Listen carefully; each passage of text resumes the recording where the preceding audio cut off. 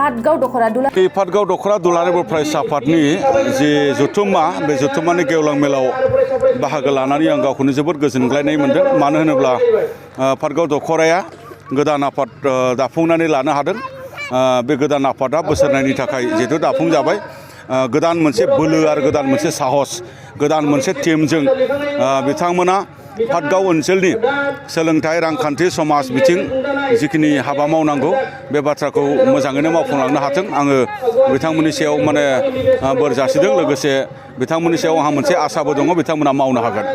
लोगोसे बिथांमोना डेलिगेट सेसननि गेजेरजों नैबे ओनसोलाव माने थानाय माखासे जेंनाफोर जेरै हानि जेंना बा नैबे ओनसोलाव थानाय सोलोंथाइनि जेंना बा नैबे ओनसोलाव थानाय समाजनि जेंना जेरै समाजनि जेंना होननानै बुङोबा उन्दै बैसोआव हाबा जानाय जौ जुवा बायदि मैया बैफोरखौ मावफुंनो थाखाय बिथांमोना थांखि लादों थारैनो बैफोरबायदि जेंनाखौ बोस्रांनो हायोब्ला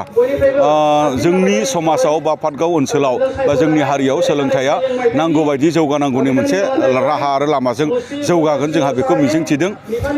आरो बेबायदिनो जोंनि दफायाव थानाय 6.3 नि गेजेरजों जे स्कुल कलेज प्रभिन्सियेलाइज जानांगौ बे बाथ्राखौबो बिथांमोना थांखि लादों सेन्ट्रेलसिम जिल्लासिम नारसिनहरनायनि आरो बे बाथ्राफोरखौबो लानानै जोङो दिनै दुलाराय बर फरायसा आफादा जिहेतु जोङो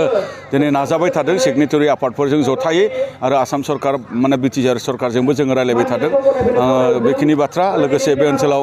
जिखिनि फरेस्ट डिउलार्स एक्टजों माखासे ओनसोलाव हा पट्टा मोननांगौ दङ बेफोरखौ जेन जोंनि ओनसोलनि सरकारा थाबैनो मोनफुंहोयो जोङो बे बाथ्राखौ जोङो खावलायदों लोगोसे नैबे ओनसोलाव माने आबादनि मोनसे माने जौगानायनि मोनसे जे पटेनसियेलिटि बा जे प्रस्पेक्ट बे जथेस्थ दङ मोनसे स्कपा दङ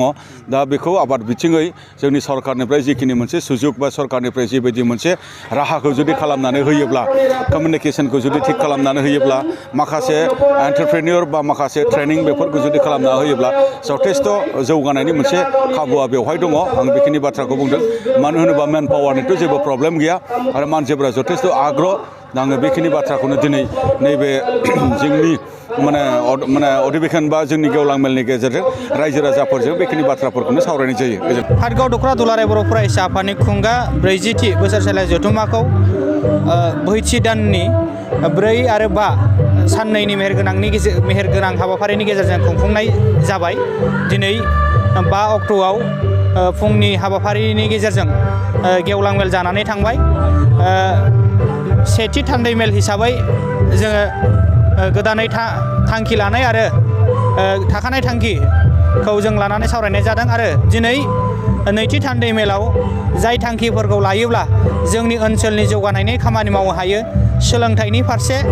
समाजारि फारसे जों जाहाथे मोजां खामानि मावलांनो हायो बैखौ नोजोर बोनानै जों माखासे थांखि गोदान लानाय जादों आरो फरायसालिनि जेनोखि जेंनाफोरखौ जों बोरै फोजोबस्रांनो हायो बैखौ नोजोर होनानै खामानि मावनो थाखाय जों थि खालामनाय जादों आरो आं बेखौ फोरमायना सानदों जे पाटगाव दखरा दुलाराय बर फरायसा आफादा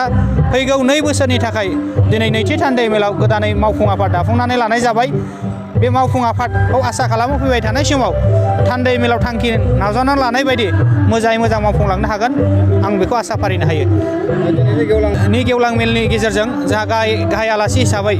हांख्रायना लाबोजादों दुलाराय बर फरायसा आफादनि मानिजाथाव गाहाय नेहाथारि सार कनेन्द्र बसुमतारिया बाहागो लाफैदोंमोन आरो सारा गावनि बिबुंथिनि गेजेरजों आथिखालनि थासारि आरो इयुननि जेनोखि फैबाय थानाय समाव दुलाराय बर फरायसा आफादा माबायदि हाबाफारि मावलांगोन बिनि सायाव रोखायै खालामलांबाय आरो दिनैनि बे गेवलां मेलखौ क'क्राझार हिन्जावसा फरायसालिमानि गोरायुं बिथाङा बाहागो लानानै आथिखालनि लाइमोनफोरनि जेनोखि सोलोंथाइ लानायनि फारसे नोजोर बोनानै बिथाङा गोबां मोजां बेसेन गोसा बिबुंथि लाखिदों आरो दिनैनि बे गेवलां मेलाव बाहागो लानो हाबावदों जर'खा आलासि हिसाबै बिटिआरनि सागानगिरि दुलाराय बर फरायसा आफादनि बारग' गाहाय नेहाथारि सार लरेन्स इस्लारिया आरो लोगोसे बिटिआरनि इएम मानिजाथाव उकिल मुसाहारि साराबो दिनै जर'खा आलासि हिसाबै बाहागो लाफैदों लोगोसे बे गेवलां मेलाव ओनसोलनि साननो हनो गोरों मेलेमजिबि सानसुमै आरो बारग' दैदेनगिरि बिथांमोनाबो बयबो बाहागो लाफैदों नोंथाङा सानाय सुनाय बेरामनि जेंनायाव गोग्लैदों नामा जुदि नोंथाङा सानाय सुनाय दंब्ला जिंगासिनांगौ गैया चिरां जिल्लानि बेंटल गेट साफागुरियाव दायो एसआइ निउर' थेरापि सेन्टार दंसै बे बे थेरापि सेन्टाराव नोंथाङा गोरलैयैनो देहानि सानाय सुनायखौ फाहामथाय लानो हागोन। बे आथिं सानायानो जाग्रोदों, ओमफ्राय जानाया एसे सिगांनिफ्रायनो जाखादों, ओमफ्राय बिदिनो गुबुन गुबुन मुलि जाबाबायदों, ओमफ्राय हामाखै। दिनैनि ट्रिटमेन्टआ आङो एसे मोजां मोनसिनबाय। जेरै सिं सानाय, आफादावरि सानाय, मोदोम जरा सानाय, आइजोफोरनि जेंना, खर' सानाय बायदि बेरामखौ फाहामनाय जायो। लोगोसेयैनो बे सेन्टाराव थानानै फाहामथाय लानो हानायनिबो सुबिदा खालामदों। नोंथांमोनहा ASI निउर'थेरापि सेन्टाराव फाहामथाय लानो गोसो दंब्ला नैबे मबाइल नम्बर 7620160459 नङाब्ला 9476 977 956 आव थोंजों सुलाद लानो हागोन।